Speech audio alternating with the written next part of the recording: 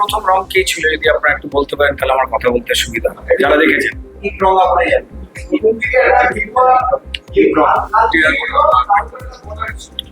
দেখুন, আপনারা যে কথাটা বলছেন এবং পরিষ্কার যদি আপনারা পুরনো ছবি দেখবার চেষ্টা করেন, সামনের দিকে যে দুটি কাউন্টার, সেখানে সবসময় গেরুয়াচে রঙই সব থেকে বেশি ছিল, আপনারা জানেন যেটা, এবং তার সঙ্গে ডেফিনেটলি চকলেট বিট দেওয়া ছিল, ডিপ চকলেট বিট সেটা দেওয়া ছিল। তারপর ধীরে ধীরে বিভিন্ন জায়গায় আপনারা জানেন যে দীর্ঘদিন সংস্কার না করবার জন্য একাডেমি অফ ফাইন আর্টস এর মতো পবিত্র জায়গায় সেখানে যে ট্রাস্টি বোর্ড বলুন বা ওয়ার্কিং কমিটি যেটা রয়েছে, সেটা চূড়ান্তভাবে ব্যর্থতা নিয়ে চলবার জন্য না সেখানে গুরুত্বপূর্ণ মিউজিয়াম, না লাইব্রেরি, না একাডেমিতে থিয়েটারের মঞ্চে সাউন্ড লাইট চেয়ার বলুন বা শৌচাগারগুলির সংস্কার, এসি সংস্কার, তার সঙ্গে সঙ্গে প্রদর্শনী হল এবং সামনের উঠোন যেখানে স্কাল্পচার এক্সিবিশন হয়, সেমিনার, তার প্রত্যেকটি গাছগাছালি হয়ে গেছে বন জঙ্গলের। আর সেই বন জঙ্গলের মধ্যে মাঝে মাঝে আপনারা প্রত্যেকেই দেখতে পেতেন যারা ওখানে যেতেন, কাস্তে হাতুড়ি তারার লাল পতাকা সিপিআইএম এর শ্রমিক সংগঠন সিটু দখল করে রেখে দিত, 4টে ঘর দখল করে রেখে দিয়েছে, সে প্রসঙ্গ।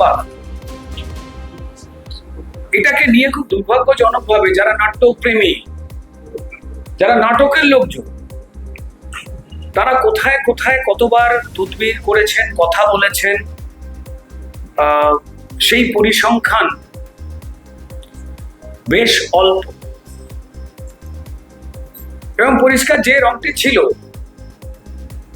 একাডেমিরই স্টাফেরা, আবার বলছি একাডেমিরই স্টাফেরা, তারা এই ছোট্ট কাউন্টারটি গেরুয়া রং করেছিলেন না। সেখানে কোনো রাজনৈতিক স্লোগান ছিল না, কোনো সিম্বল ছিল, সেখানে ভারত মাতার একটা ছবি টানিয়েছিলেন। এটা নিশ্চয়ই পাকিস্তান নয়। তো ফলত সেটা দেখে প্রচলিত বামপন্থীদের হই হই করে নেমে পড়া, তাদের একটা নব আনন্দ জাগো প্রকল্প নেওয়া এবং সেই প্রকল্পে একটা ভুল ন্যারেটিভ তৈরি করা, যা অত্যন্ত দুর্ভাগ্যজনক। জানি না তারা এটা কেন করতে চাইলেন। তাদের কে বললো যে আবার এসে আবার একটা রং করে দাও? কেউ বলেছিলেন তাদের? কি আমি তো জানতে পারিনি, কোনো নির্দেশের জায়গা এই কেউ করেছিলেন, করেন। তো ফলত বিকাশ বাবুরা তারা ঢুকলেন, এর আগেও গেলেন এবং পরিষ্কার তারা প্রমাণ করে দিয়েছিলেন ওখানে যে এটা সিপিআইএম এর রাজনৈতিক এজেন্ডা এবং যাদের যাদের ওখানে শুধুমাত্র শিল্পী তকমা দেওয়া হচ্ছে। আপনাদের মিডিয়ার কেউ কেউ হয়তো চিনতে পারেননি বলে তারা শুধু শিল্পী বা নাট্যকর্মী পরিচয়তেই অনেকে থেমে গিয়েছিলেন। তাদের অনুরোধ করব, যখন বিকাশ বাবুদের তত্ত্বাবধানে সিপিআইএম এর শ্রমিক সংগঠন সিটুর দিক নির্দেশে একটা রাজনৈতিক দখলদারির পরিকল্পনা চলছে, সেক্ষেত্রে পরিষ্কার কোনজন শিল্পী আর কোনজন রাজনৈতিক অভিপ্রায় সিপিএম এর আমার এই দেহখানি তুলে ধরো বলে যে গানটি আমাদের বিখ্যাত গান ছিল, তার মতোই এটা চেষ্টা করছে, সেইটা না অনেকে বিস্মৃত হয়ে গেছে, যা অত্যন্ত দুর্ভাগ্যজনক। এবং যে উদ্ধত্ত, যে মিথ্যাচার তারা করেছে, সেটা দেখে দুর্ভাগ্যজনক লেগেছে। যে আমি তর্কের খাতিরে ধরে নিলাম যদি এমনটা জায়গা হয় যে পরিষ্কার ওখানে গেরুয়া রং ছিল, স্টাফেরা আবার সেই রংটি করেছেন, আচ্ছা তার জন্য নাটকের কি অসুবিধা হলো, থিয়েটারের কি অসুবিধা হলো? তার জন্য একাডেমির যেখানে এক্সিবিশন হয় তার সেখানে কি অসুবিধা হলো? কোন রাজনৈতিক দল তো এই রং করেনি। গেরুয়া রং ত্যাগের প্রতি, গেরুয়া দেখলেই বাবাদের একটা খুব অসুবিধা হচ্ছে। আমি বলবো তাদের এই দৃষ্টিভঙ্গিতে অনুরোধ করবো যে সরে আসেন। আপনাদের এই দৃষ্টিভঙ্গির জন্য মানুষ আপনাদের থেকে সরে গেছে। কিসের আপত্তি আপনাদের গেরুয়া রঙে? যদি কেউ বললেন দুদিন পর তো আপনারা আপনাদের যা মতিগতি, যেভাবে আপনারা কখনো পর্যন্ত ভারতবর্ষের স্বাধীনতা দিবসে আপনারা পতাকা তুলতেন না, ভারতবর্ষের এই স্বাধীন করবার জন্য যে স্বাধীন দেশে আপনারা রাজনীতি করেন, যে বিপ্লবীরা প্রাণ দিয়েছেন, তাদের আপনারা শ্রদ্ধা জানান না, কোনোদিন ফুলমালা দেন না আপনারা। দুর্ভাগ্যজনকভাবে আপনারা বন্দে মাতারাম বলতে আপনাদের গলা শুকিয়ে যায়। আমাদের দেশের ভারত মাতা জয় আসতে গেলে আপনাদের মনে হয় যে এটা করলে আপনাদের নাকি শুইবে না। ঠিক সেইখান থেকেই অকারণ গেরুয়া রঙের প্রতি বিরোধিতা। গেরুয়া রং তো ছিল,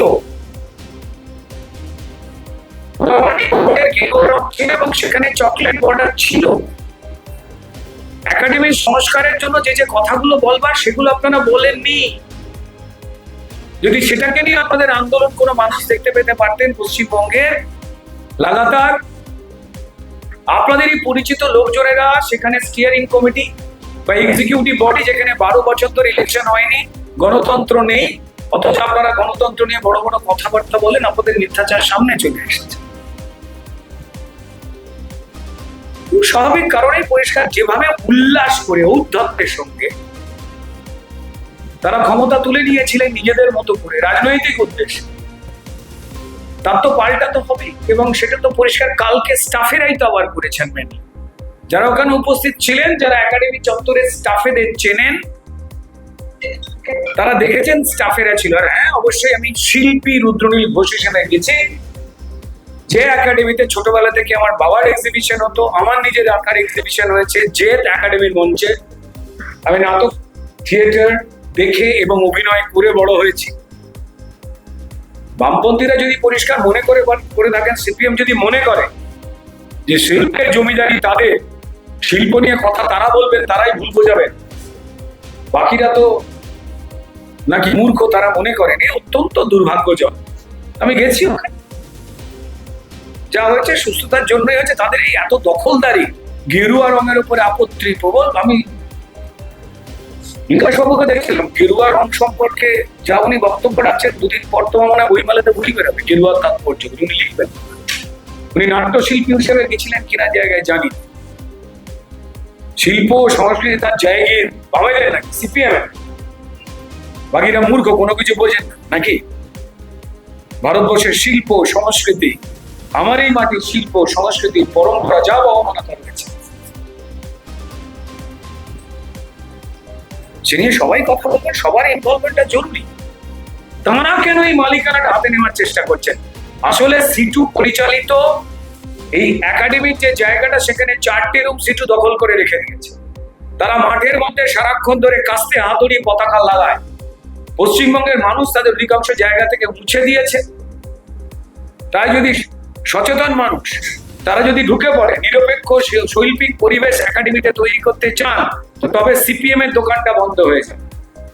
যে কারণে ভয়তে তারা জোট হয়ে এই সমস্ত করছেন। আমি তাদের বলবো, অন্য ধরনের রাস্তা রয়েছে, সেই রাস্তায় আপনারা আসুন। দুর্ভাগ্য। আমাদের ভিডিও ভালো লাগলে লাইক এবং শেয়ার করুন। কমেন্ট সেকশনে গিয়ে জানান আপনাদের মতামত। আরও ভিডিও পেতে আমাদের চ্যানেল সাবস্ক্রাইব করুন এবং প্রতি মুহূর্তে খবরের আপডেট পেতে প্রেস করুন বেল আইকন।